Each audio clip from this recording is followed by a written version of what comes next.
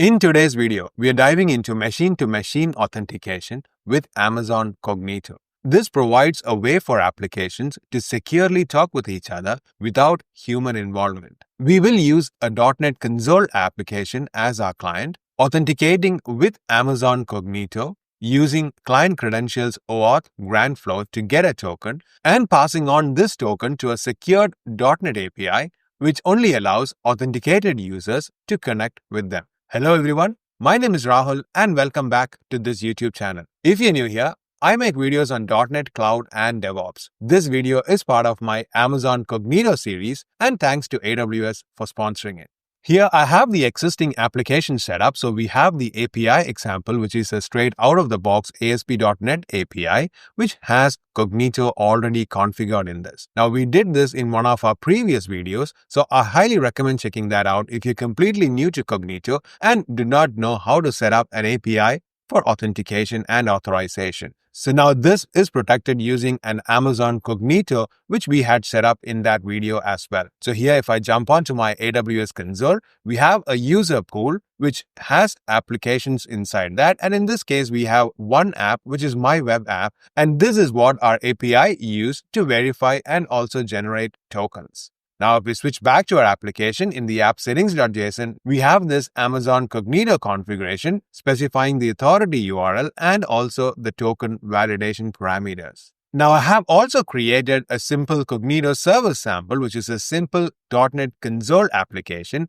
And all it does is make a call to the API and log the output in the console. So here you can see I have set up the app settings.json, which has the weather API URL. So if I switch here, you can see this is right now pointing to the localhost URL because I will be running both of these in my local machine. Now, if I switch back to program.js, this creates an HTTP client using the client factory. And then it makes a GET call on the URL. Now, in this case, it is making the call to the weather API endpoint. So you can see here, that is the weather forecast. So let's run both of these applications. So let's run this and also a .NET Console client. Now, both of our APIs and our service is running. So let's press enter to make the call to the API and log the details into the console. Now, in this case, what we see here is that we get an error saying the response status code does not indicate success and it is saying 401 unauthorized. Now, this is because in our API application, we have made sure and have a policy that only admins can access this. Now, this is because in our program.cs for our ASP.NET API, we have added authorization. We have also specified a policy. And in this endpoint, the weather forecast, it only looks for just authorization. However, we have another endpoint, which is the map post, which is only specified for admin only. Now, in this case, we will be looking at simply the get weather forecast and seeing how we can give the access for this specific API. Now, since this needs to be authorized, and since our application is right now not doing any authorization, this is failing. Now, how do we make sure that this client application can talk to the API? Because there is no human involvement like the last time where we were able to get a token and then pass it on in the header. This is where machine-to-machine authorization is required. Now, Cognito supports machine identities. So machine identities in user pools are confidential clients that run on application servers and connects to remote APIs. In this case, this will be running in a console application, which at some point will be hosted on an application server. Now, this operation happens without user interaction, which is the key point. Now, the machine-to-machine authorization uses the OAuth client credentials flow. In this case, there is a client ID and a client secret for a specific application that our client will be using to exchange for a token. So you can see here in this diagram that the first call gets made to the OAuth tenant by passing in the credentials, and this is exchanged for a token which is sent back to the application. Now the application can now use this token to make a call to the API. So let's see this in action. So let's jump over to our Cognito. Let's go to our app client and we need to create a new app client. Remember, when we created the web app, we chose that as a traditional web application. However, in this case, what we require is machine-to-machine application. So let's choose that, which also removes a lot of the required parameters for this. So let's give this as weather M2M apps, and let's create the app client. Now this is created the machine-to-machine application, and you can see here we have the client ID and also the client secret. So let's copy both of these and make sure we have that in our clipboard, which we will be using shortly. Now we also need a URL for this application so that we can exchange it for the token. So if you look at the quick setup guide, you can see here the URL which is specified that is pointing to the OAuth 2/token. And this is for this specific application that we have right now created. So you can see here this app ID is exactly the same. So let's copy this URL as well, which we will be using shortly again. Now let's see how we can exchange this for a token. First, we will see this from Postman, and then we'll add in the mechanism into our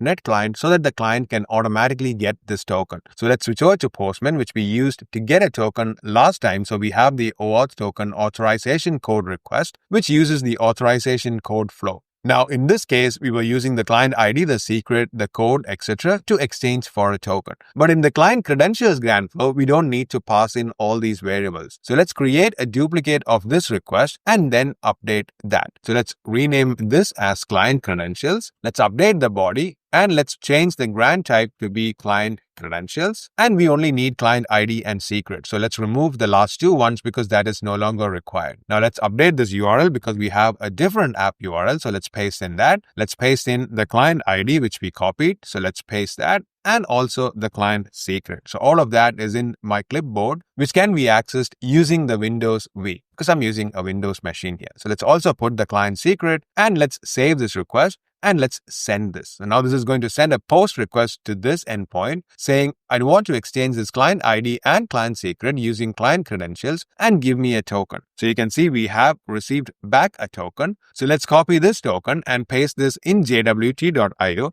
to see what this contains. So now in this case, there is the default scope, which is for read. It also specifies the ISS, which is the issuing URL of this token. And it also has the expiry information and the client ID. Now we can use this token to successfully make calls to the API as well. However, let's update our code to actually get this exchange flow and get the token and then use that token automatically. So let's switch over to our application code. Let's navigate to program.cs and let's update this code. Now here, before we make the get weather async using the HTTP client, we need to set up the authorization header and pass in the token as the bearer token. So let's write some code to get the token. So let's create a new class, which is going to be a token helper class for us. So let's specify a token helper and let's add in the classes here. So now, very first, we need a class to hold our configuration. So we'll need to have the token endpoint and the client ID and the client secret. So let's create a client credential options and add it in here. Now we'll need to specify these in our app settings.json.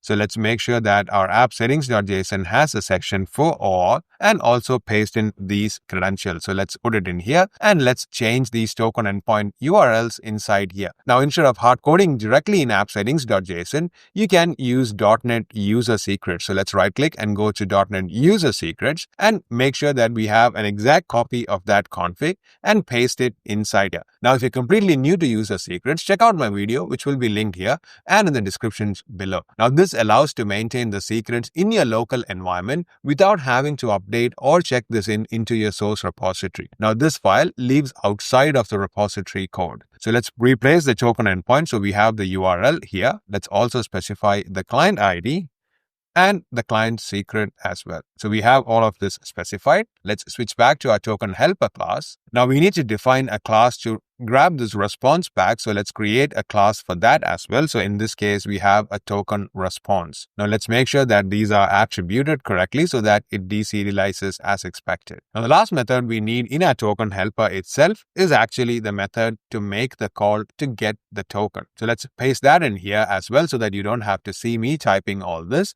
So in this case, all we're doing is taking in an HTTP client and also the client credential options, which is what we've defined here, which has the token endpoint, client ID and secret, and then using this to make a call. So we are specifying a form URL encoded content, just like we were doing in Postman here. So we were passing this as part of the body and these properties. So let's switch back and we have the grant type, the client ID and the client secret being passed in. Once we have this content, we can make a post to the token endpoint and verify that it is a success and then grab the response and deserialize into this format and simply take the access token back. So let's save this class and let's switch back to our program.cs and use this to get the token. So in this case, once we've got the client, we can use our new token helper class and get a token. So let's say the get access token async method. Let's pass in the HTTP client. So we already have a client in here and also the client credential option. Now, in this case, we don't have that right here. So let's update this method